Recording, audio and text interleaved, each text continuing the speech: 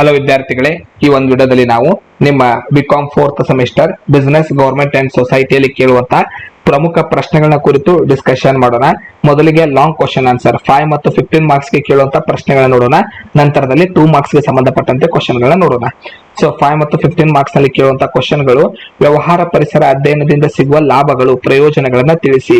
Explain the benefits of studying the business environment. ವ್ಯವಹಾರದ ಮೇಲೆ ಪ್ರಭಾವ ಬೀರುವ ಸೂಕ್ಷ್ಮ ಮತ್ತು ಸಮಗ್ರ ಪರಿಸರದ ಅಂಶಗಳನ್ನು ವಿವರಿಸಿರಿ. Explain the micro and macro environmental factors that affects the business. ಆಂತರಿಕ ಪರಿಸರ ಮತ್ತು ಬಾಹ್ಯ ಪರಿಸರದ ಮೇಲೆ ಪ್ರಭಾವ ಬೀರುವ ಅಂಶಗಳನ್ನು ವಿವರಿಸಿರಿ. Explain the factors that influencing the internal environment and external environment. ವಿದೇಶಿ ನೇರ ಬಂಡವಾಳ ಹೂಡಿಕೆಯ ಮೇಲೆ ಪ್ರಭಾವ ಬೀರುವ ಅಂಶಗಳನ್ನು ವಿವರಿಸಿರಿ. Explain the factors that influences foreign direct investment. ಜಾಗತೀಕರಣದ ಅನುಕೂಲತೆ ಮತ್ತು ಅನಾನುಕೂಲತೆಯನ್ನು ವಿವರಿಸಿರಿ.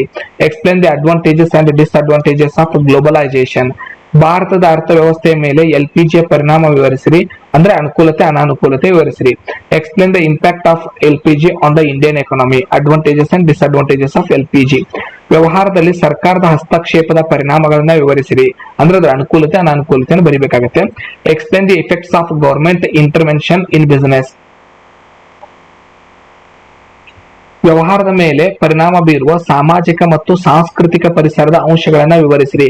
Explain the factors of social and cultural environment that effects business. ವ್ಯವಹಾರ ಸಂಸ್ಥೆಗಳಿಗೆ ಸಾಂಸ್ಕೃತಿಕ ಚಟುವಟಿಕೆಗಳಲ್ಲಿ ಭಾಗವಹಿಸುವುದರಿಂದ ಆಗುವ ಪ್ರಯೋಜನಗಳನ್ನ ವಿವರಿಸಿರಿ. Explain the benefits of participating in cultural activities for business. ವ್ಯವಹಾರದ ಮೇಲೆ ಸಾಮಾಜಿಕ ಹೊಣೆಗಾರಿಕೆಯ ವಿರುದ್ಧವಾದ ವಿವರಿಸಿರಿ ಮತ್ತು ಸಾಮಾಜಿಕ ಹೊಣೆಗಾರಿಕೆಯ ಪ್ರಯೋಜನಗಳನ್ನ ವಿವರಿಸಿರಿ. Explain the benefits of participating in cultural activities for business. ವ್ಯವಹಾರದಲ್ಲಿ ರಾಜಕೀಯ ಮತ್ತು ಕಾನೂನು ಪರಿಸರದ ಘಟಕಾಂಶಗಳನ್ನು ವಿವರಿಸಿರಿ. Explain the components of political and legal environment in business. ರಾಜ್ಯಾದಾಯ ನೀತಿಯ ಉದ್ದೇಶಗಳನ್ನ ವಿವರಿಸಿರಿ. Explain the objectives of state income policy. ವ್ಯವಹಾರದ ಮೇಲೆ ರಾಜ್ಯಾದಾಯ ನೀತಿ ಅಂದ್ರೆ ಫಿಸ್ಕಲ್ ಪಾಲಿಸಿ. ವ್ಯವಹಾರದ ಮೇಲೆ ಕಾನೂನು ಪರಿಸರದ ಪ್ರಭಾವ ವಿವರಿಸಿರಿ. Explain the impact of legal environment on business.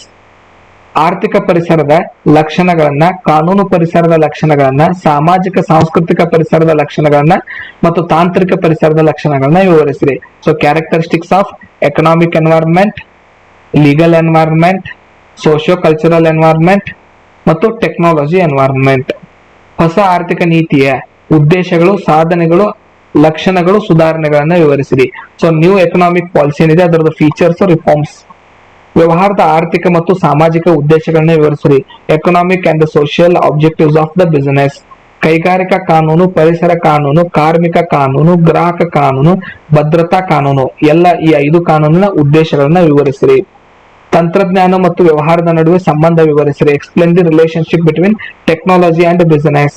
2003 ಸರ್ಕಾರದ ವಿಜ್ಞಾನ ಮತ್ತು ತಂತ್ರಜ್ಞಾನದ ನೀತಿಯನ್ನು ವಿವರಿಸಿರಿ. Explain the government science and technology policy of 2003. ತಂತ್ರಜ್ಞಾನ ವ್ಯವಹಾರದ ಆರ್ಥಿಕ ಚಟುವಟಿಕೆಗಳ ಮೇಲೆ ಹೇಗೆ ಪರಿಣಾಮ ಬೀರುತ್ತದೆ. How does technology affects the economic activity of a business. ಇನ್ನು 2 ಮಾರ್ಕ್ಸ್ ಗೆ ಸಂಬಂಧಪಟ್ಟಂತೆ ವ್ಯವಹಾರ ಪರಿಸರ ಎಂದರೇನು, ವಾಟ್ ಇಸ್ ಬಿಸಿನೆಸ್ ಎನ್ವೈರನ್ಮೆಂಟ್. ಸೂಕ್ಷ್ಮ ಪರಿಸರ, ಸಮಗ್ರ ಪರಿಸರ ಎಂದರೇನು, what is micro and macro environment. ವ್ಯವಹಾರದಲ್ಲಿ ನೈತಿಕತೆ ಎಂದರೇನು, ವಾಟ್ ಇಸ್ ಬಿಸಿನೆಸ್ ಎಥಿಕ್ಸ್. ಸಮಾಜವಾದಿ ಎಂದರೇನು, what is socialism, what is capitalism. ಮತ್ತು ಬಂಡವಾಳಶಾಹಿ ಎಂದರೇನು, ಸ್ವಾಟ್ ಅನಲೈಸಿಸ್ ಎಂದರೇನು. ಆರ್ಥಿಕ ಪರಿಸರ ಎಂದರೇನು, ವಾಟ್ ಇಸ್ ಎಕನಾಮಿಕ್ ಎನ್ವೈರನ್ಮೆಂಟ್. ಬಂಡವಾಳಶಾಹಿ ಆರ್ಥಿಕತೆ, ಸಮಾಜವಾದಿ ಆರ್ಥಿಕತೆ ಎಂದರೇನು, what is capitalist and socialist economy.